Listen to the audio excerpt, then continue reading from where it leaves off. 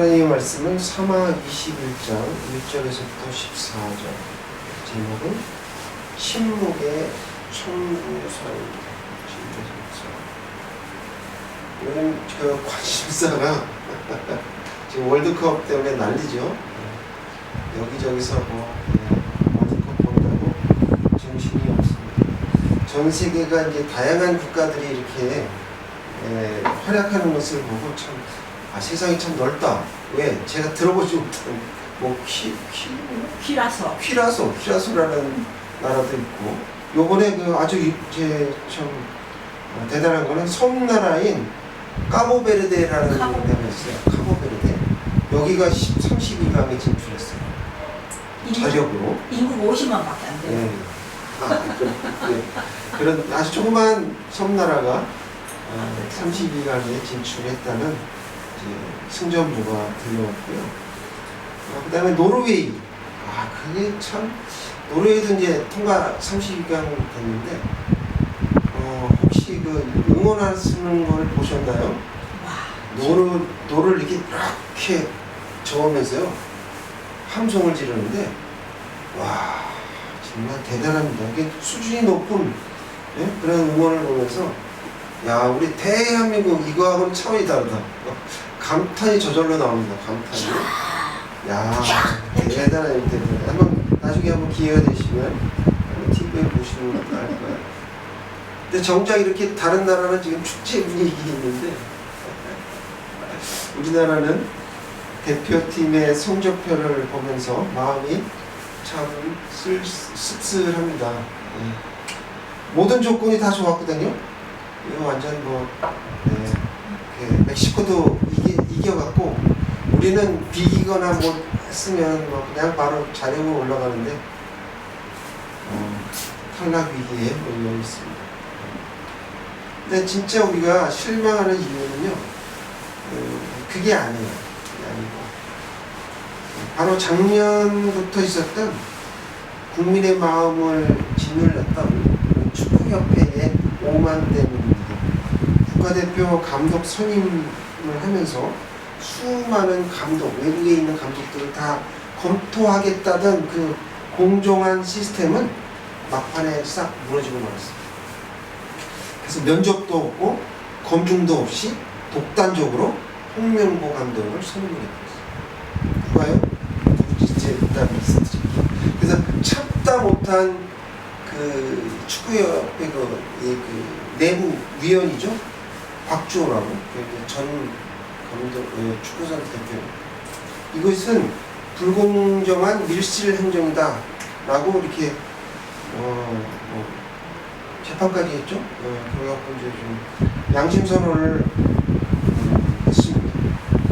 그러나 정몽규 회장은 올바른 시스템을 키우기는커녕 학연, 지연, 인맥에 얽힌 진영 논리로 사람을 앉혔고요.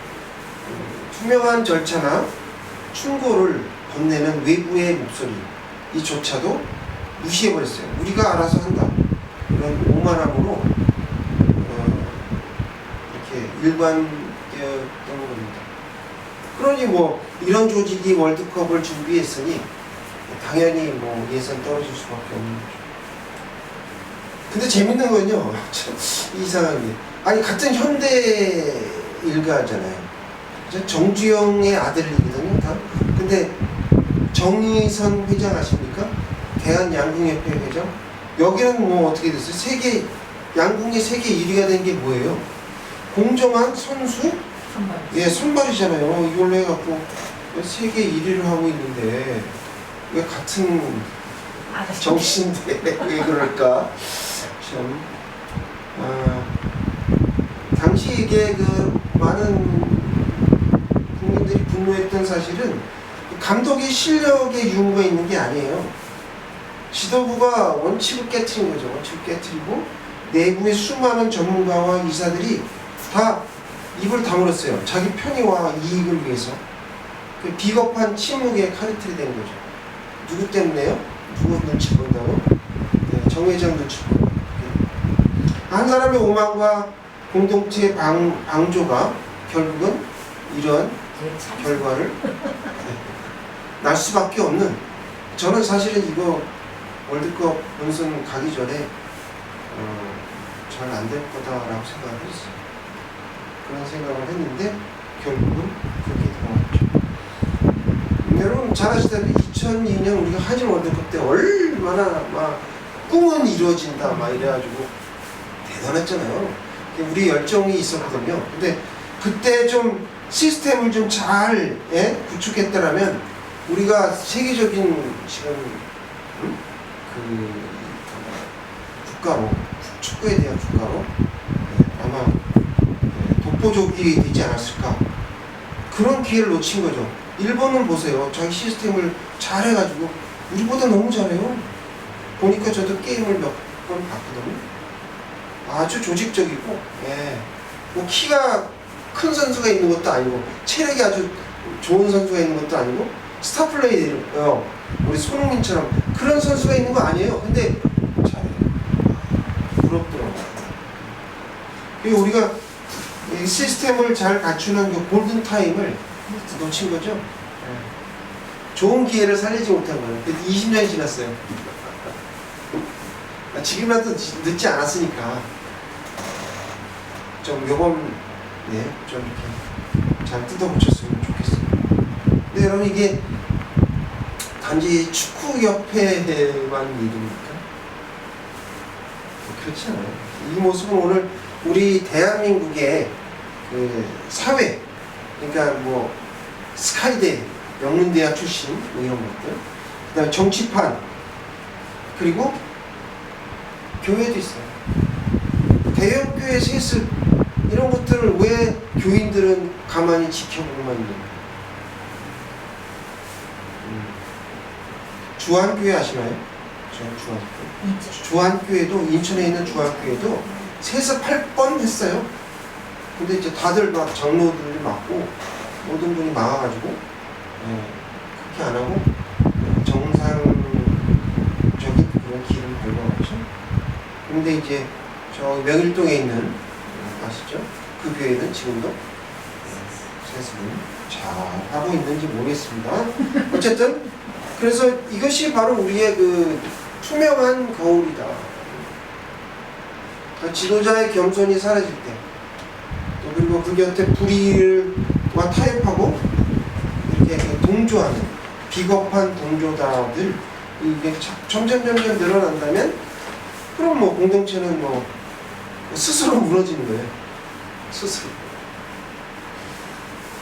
그렇다면 침묵하는 비겁한 방조자는 하나님이 어떻게 보실까요?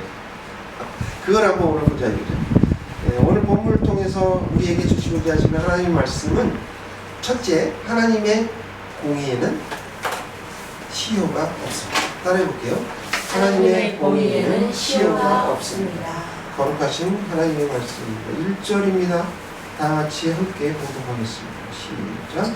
당시 시대에 해를 거듭하여 3년 기근이 있으므로 다윗이 여호와 앞에 간구하에 여호와께서 이르시되 이는 사울과 피를 흘린 그의 집으로 말미암음이니 그가 기브온 사람을 죽였음이라 하시니라. 네, 저는 이 말씀을 이제 사실 썼거든요. 쓰니까 이제 막 보이더라고요. 근데 이제 성경 전체에서 가장 난해한 부분이고요. 그 다음에 이제 가슴 아픈 장면 중에 하나로 꼽힙니다. 이 부분은요. 저도 잘 몰랐는데 최근에 이제 쓰다가 알겠죠. 다윗 시대에 아무 이유 없이 3년이라는 기근이 생겼어요. 근데 이거를 그냥 여러분들 그냥 3년 기근? 뭐 그럴 수도 있겠지. 천만의 말씀 그렇지 않습니다. 왜냐하면 이스라엘은 연평균 강수량이 100mm예요. 100mm. 비가 안 와요. 그러니까 비가 오지 않으면 우리가 셰펠라라고 그러거든요. 그러니까 베들레헴 서쪽이요. 그러니까 어디냐면 그 셰펠라라고 그러는데 바닷가로 이렇게 이제 내리막이 되어 있는 그런 곳을 셰펠라라고 해요. 근데 거기에는 뭐 밀, 보리 이런 것들이 잘 자라요. 그래서 베들레헴 옆에 그 빵 굽는 데가 베들레헴이잖아요. 그 이유가 그 옆에 곡창지대가 있기 때문에 그렇습니다. 그래서 이제 우리가 그거를 곡포기 외워두시면 좋아요. 곡포기. 하나님이 우리를 축복하실 때 이스라엘 백성들이 세 가지를 딱 얘기해요. 곡식. 포가 뭘까요? 포도주. 그 다음에 기름. 이렇게 곡포기. 곡포기라고 그러거든요. 여러분 잘 아시다시피 저기 뭐야 사사시대 때 나오미가 모압으로 가게 되잖아요. 네. 그 이유가 그거예요. 가뭄이 들어가지고 흉년이 난 거예요. 그래서 이제 글로 이제 내려가게 된 거죠. 그래서 우리가 이스라엘의 풍요를 말할 때 곡포기가 넘칠 때다 이렇게 이제 성경은 이제 이야기합니다. 근데 여러분 이제 그동안 창고가 있었겠죠. 없을 리가 없죠. 근데 그 창고에 있던 곡포기가 완전히 바닥을 드러냅니다. 없어요. 조금만 있으면 어떻게 돼요? 굶어 죽을 판국이에요. 그랬을 때 다윗이 잘못하면 안 되죠. 큰일 나죠. 반란이 일어나고 막 백성들이 다 죽어갑니다. 그러니까 어떻게 해요? 하나님 앞에 무릎 꿇고 하나님 왜 이렇게 됐습니까? 라고 여쭤보는 거죠. 그래서 물어보니까 사울이 저지른 죄 때문이다 라고 하는 말씀이죠. 본문의 말씀을 읽다 보면 저는 조금 이해가 안 가는 부분이 있을 수밖에 없어요. 참 가슴이 무겁습니다. 왜냐하면 아무리 과거에 잘못이 있더라 한들 이미 세상을 떠났잖아요. 사울은요. 그 죄 때문에 죄를 물으신다? 하나님 너무하신 거 아닌가. 아무 죄 없는 후손 7명이 그것도 한날 한시에 목에 매서 끔찍하게 처형을 당하는 이런 그 일이 성경상에는 없어요. 이게 처음이다. 아마 그 이후에도 없었을 거예요. 근본적인 의문과 안타까움이 들 수밖에 없는 거죠. 왜 이런 희생이 있었어야만 한가. 우리는 이제 지금의 우리를 볼 게 아니라 그 시대의 어떠한 그 시대적 배경이었는가를 우리가 좀 잘 들여다보아야 됩니다. 그때 고대 이스라엘에서는 여호와의 이름으로라는 말을 해서 한 맹세는 이건 목숨을 지키고 절대적으로 지켜야 되는 일이에요. 그렇지 않으면 어떻게 돼요? 하나님 여호와 하나님 얼굴에 똥칠합니다. 신성모독. 과거에 이런 일이 어디에 있었냐면 여호수아가 이제 그 가나안을 정복할 당시에 기브온 사람들을 이제 살려주잖아요. 그러면서 절대 진멸하지 않겠다라고 해갖고 여호와 앞에 맹세를 하거든요. 여호수아 9장을 보면. 우리는 흔히 이게 세월이 지나가고 그러면 죄도 사라진다라고 이렇게 생각합니다. 또 정권이 바뀌고 시대가 변하고 당사자가 죽으면 다 끝나지 않느냐 이렇게 생각하는데, 그러나 오늘 말씀은 매우 단호하고 단호하게 외치십니다. 인간은 망각할지 몰라도 하나님은 결코 잊지 않으신다는 것. 하나님은 결코 잊지 않으신다. 굉장히 무서운 말입니다. 당시 기브온 사람들의 주류 사회에서 목소리를 낼 수 없었던 사람들이 바로 약자들이었죠. 약자들. 고아와 과부와 이런 약자들. 나라의 최고 권력자에게 학살을 당해도 어디에서 하소연할 데가 없는 사람들이었어요. 하지만 공의 하나님은 그들이 흘린 그 눈물을 오랫동안 기억하셨다는 거죠. 하나님의 공의는 절대로 그래서 시효가 없습니다. 공소시효가 없는 게 아니라 아예 보면 시효가 없어요. 그거를 대가를 치르든지 아니 하나님이 용서하시겠다라고 선언하시든지 그 둘 중에 하나예요. 과거의 사울왕이 이방인이자 소수였던 기브온을 학살할 때 그 당위성이 있었죠. 내세운 명분이 뭡니까? 2절에 거기 나와 있잖아요. 이스라엘과 유다를 향해서 지독한 열성이었다라고 합니다. 이게 뭐냐면 내 편, 내 진영의 이익을 위해서라면 하나님의 이름으로 맺은 국가적 약속이나 정의는 아무 쓸모없다. 헌신작처럼 이렇게 버려버리는 거죠. 내 편만 생각하는, 이게 바로 이제 기울어진 운동장이죠. 이기주의예요. 결국 어떻게 됐습니까? 3년이라는 기근으로 대천사를 낳았던 것이죠. 바로 이것이 오늘날 우리가 겪고 있는 진영 논리라고 하죠. 진영 논리. 진영 논리의 본질과 소름이 끼치도록 닮아 있습니다. 오늘날 우리 사회는 어떻습니까? 진영 싸움으로 서로 법의 공정성을 무너뜨리고 그렇게 살고 있습니다. 과거에는 이런 얘기도 있었어요. 유전무죄, 무전무죄. 이게 무슨 뜻이냐면 돈이 있으면 무죄이고 돈이 없으면 너 유죄야, 이런 뜻이에요. 법정에서 돈이 있으면 있는 죄도 없게 만들겠다, 이런 얘기죠. 이제는 그것이 내 편 무죄, 네 편은 유죄, 이렇게 되는 거죠. 이 새로운 영적 사회적 왜곡을 낳고 있어요. 어떤 사건이나 이제 유혹이 이렇게 터졌을 때, 지금 많이 터지죠? 많이 터져요, 지금요, 여러분. 굉장히 많이 터지고 있습니다. 부정선거에 대한 거, 그 다음에 또 뭐 있어요, 요새 최근에? 제가 아직 결론이 안 나서 얘기는 안 하고 있습니다만, 반도체를 전라도로 옮긴다는 설도 있고, 설이었으면 좋겠어요. 이런 것들이, 이것이 진실인가, 정의로운가를 먼저 따져보지 않습니다. 대신 그가 우리 진영이냐, 아니면 상대 진영인가, 그거를 먼저 확인하는 이런 우리 상황이 되고 말았습니다.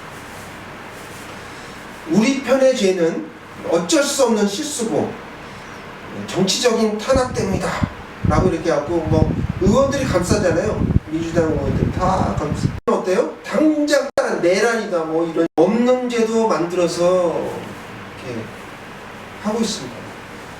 와, 이건 저는 법을 전공하지 않았습니다.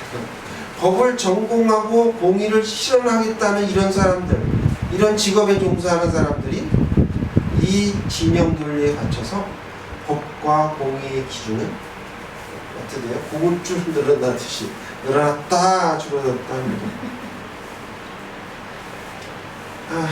나라 안팎의 위기 속에서도 지도층이 파벌 싸움과 진영 논리에 눈이 멀어서 결국은 국권을 잃고 도탄에 빠졌던, 여러분 구한말 시대 아십니까?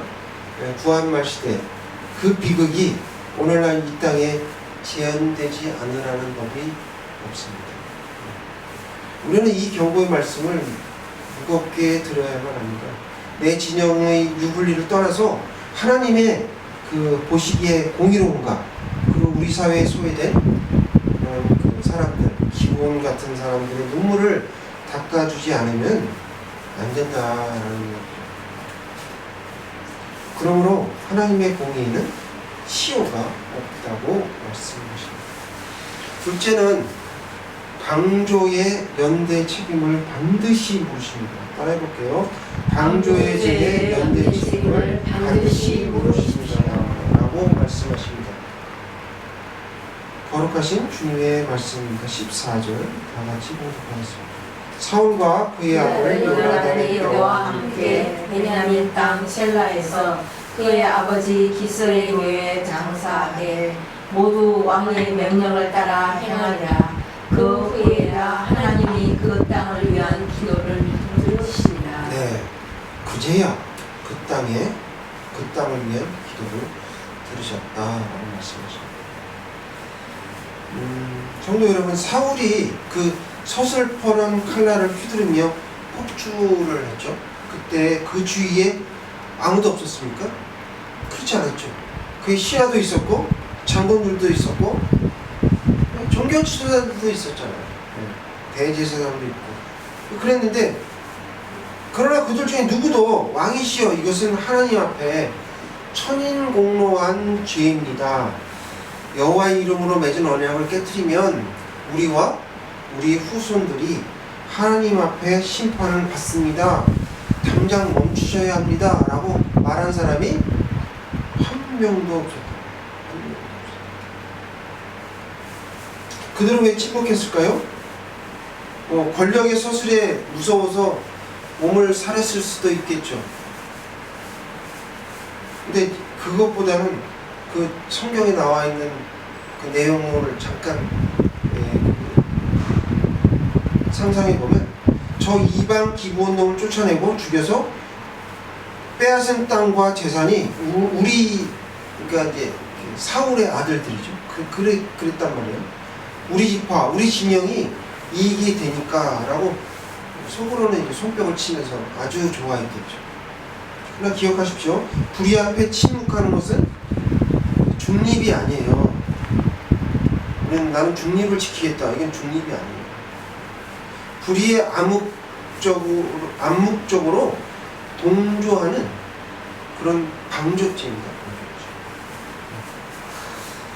하나님께서 수십 년이 지난 다윗의 시대에 이스라엘 전체에 3년 기근을 내리신 이유는 명확합니다. 사울왕 개인뿐만 아니라 그 폭주를 묵인하고 방조하고 그 불의의 대가로 많은 이익을 누렸던 왕족들, 사울의 왕족들, 이들이 이스라엘 공동 전체에 연대 책임을 물으십니다.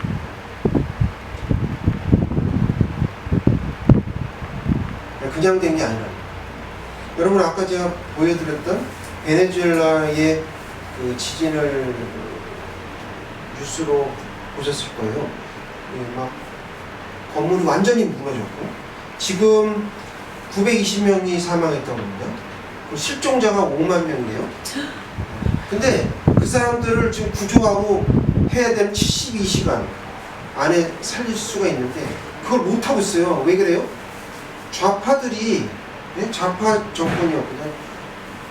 포크레인이 없대요. 이게 할 수가 없는 거예요. 그러니까 사람 손으로 그걸 어떻게 살려냅니까? 여러분, 베네수엘라 하면 딱 떠오르는 게 있어요. 독재와 마약. 그 마약으로 아주 막 번성했던 나라가 베네수엘라예요. 그리고 베네수엘라는 뭐 갖고 먹고 살았냐? 마약을 미국에 팔아서 먹고 살았던. 그래서 나중에 트럼프가 베네수엘라 대통령을 잡아버렸잖아요. 그 이유가 딴 데 있는 게 아니에요. 마약 때문입니다. 그리고 좌파. 우리도 지금 마약 막 방조하고 있는데 이렇게 될까봐 저는 매우 염려스럽습니다. 사실 다윗 왕도 인간이기에 사울 못지않게 끔찍한 죄를 지었거든요. 그게 무슨 죄였죠?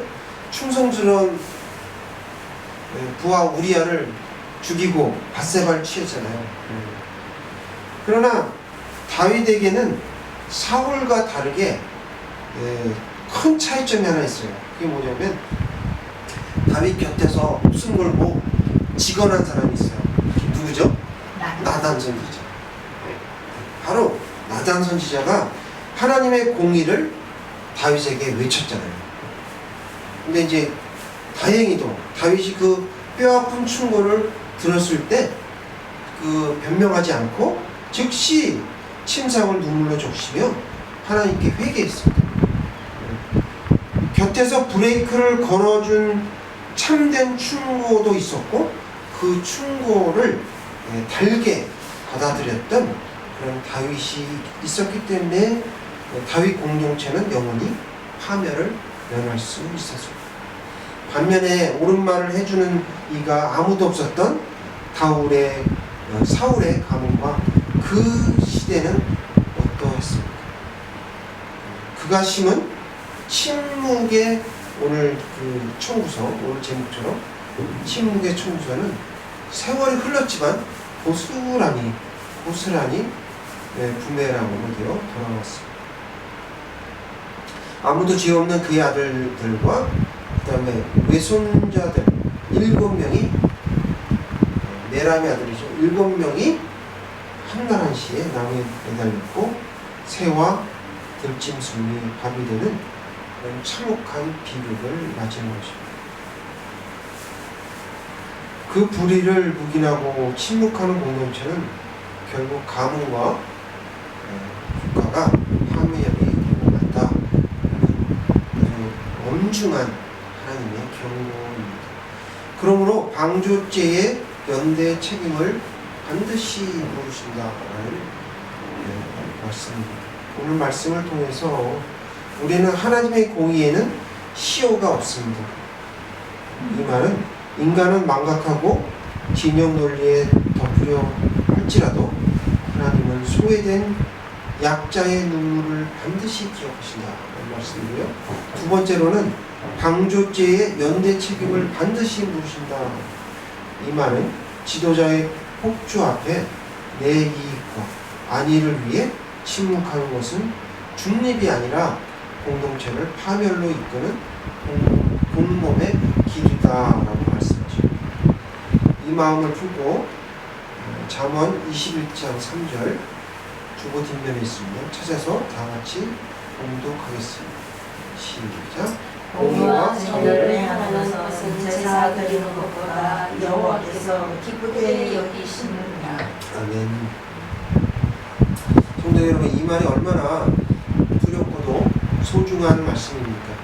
이스라엘 땅에 3년 동안 임했던 그 비극의 기근은 그들이 아무리 뜨겁게 기도하고 회개한다고 하더라도 해결되지 않습니다. 언제 해결됐습니까? 과거의 불의를 직시하고 지정 논리를 깨트리며 짓밟힌 기드온 사람들의 눈물을 닦아주고 그 다음에 공의를 7명의 그 사람을 처형한 후에 그 후에야 하나님이 그 땅을 위한 기도를 들으셨다라는 거죠. 공의가 회복됩니다.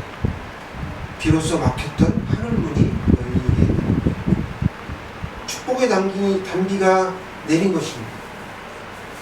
여러분, 우리 지금 이제 6월달 다 지나갔죠? 그래서 이제 6월 달에 제가 그 호국 보훈의 달을 위해서 어떤 말씀을 전할까라고 하다가 이 말씀을 전해드리는 건데, 오늘 우리 자신과 이 사회 그리고 우리 교회를 돌아봐야 된다는 얘기죠. 무엇이 신앙 공동체를 위한 것인지, 무엇이 나라 사랑의 길인지, 또 우리가 계속해서 이렇게 진영 논리로 인해 가지고 서로 이렇게 내분이 일어난다면 우리 자녀의 미래는 어떻게 될 것인가? 이 6월 달에 한번 생각해 봐야 되거든요. 좀 부끄럽지 않습니까? 우리 성도들에게. 우리 성도들은 이 나라를 지키려고 그 젊은 학도병도 있었고 많은 사람이 목숨을 내걸고 희생을 했는데, 자, 이제는 침묵의 카르텔을 깨치고 일어나야 합니다.